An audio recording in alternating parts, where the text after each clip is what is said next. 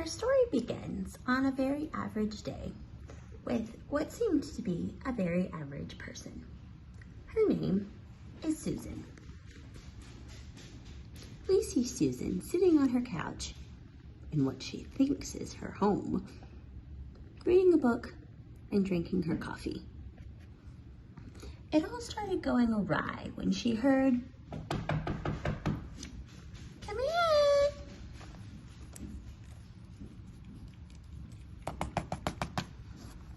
"Why, Frances, whatever brings you here?" "Oh, hi, Susan. I was just in the neighborhood and I thought I would stop by and have a chat." "What's that you're reading?" "Oh, I'm just reading, the latest Cosmopolitan. I wanted to make sure that I was up to date on today's styles. Would you like to read it?" "Oh no, I'm good, thanks." "Hey, so I know we never really talked about it, but we probably should. After Mom died, I was supposed to get half of this house." "What? No, you're not. This is my house and David's house." "Honey, who are we kidding? David doesn't even live here anymore." "Well, what's that to you?" "Well, what's it to me is that I should get half of the house." Well, whoop! She's so shocked she fell off the couch. "No, it is my house, I live in it, and by right, I get to keep it." "Well, we'll see about that. I'll see you in court." And she stormed out. So Frances filed an action against her sister in court in July. And things went from bad to worse. And then they decided that they were going to trial. But the sisters tried to get together. It really doesn't have to be that bad. We can just go to mediation and get this over and done with. Oh, they're totally gonna side with me. I mean, I live in the house, for goodness sakes. And so they were pulled from the trial docket, and the mediation was set for October 19th, 2006. And that's when our story becomes interesting. Thank you so much for trying, David. I just don't think I could have done it by myself. Oh, you're welcome. I know this is a little bit awkward, me being here since we aren't together anymore, but glad I could help. It's just so hard.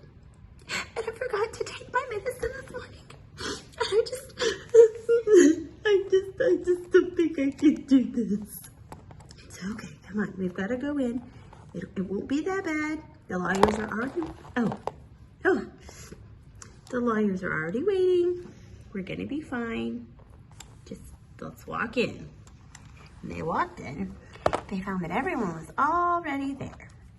So they sat down at the table and began the discussions.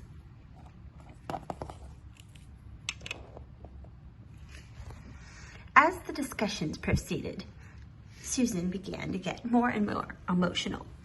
David, I just don't think I can do this. I think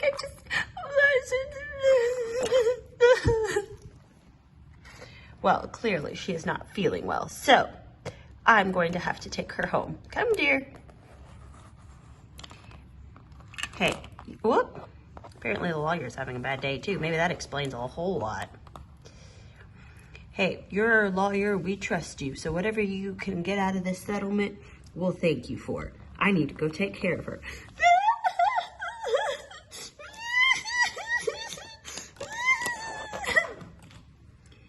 See what I have to deal with? I mean, this is why I'm having to have this lawsuit anyway. She is the least reasonable person on planet Earth. Well, let's see what we can get accomplished. All we want is our half of the money. So why don't you just sell the house and you can pay us out of the proceeds? What do you think about that, sir? Well, that seems to be a reasonable request. So let's see. We will sell the house. Oh, dear, the mediator. He's having a time here. Well, we will sell the house and we will pay you $100,000 out of the sale of the house. Agreed? Agreed.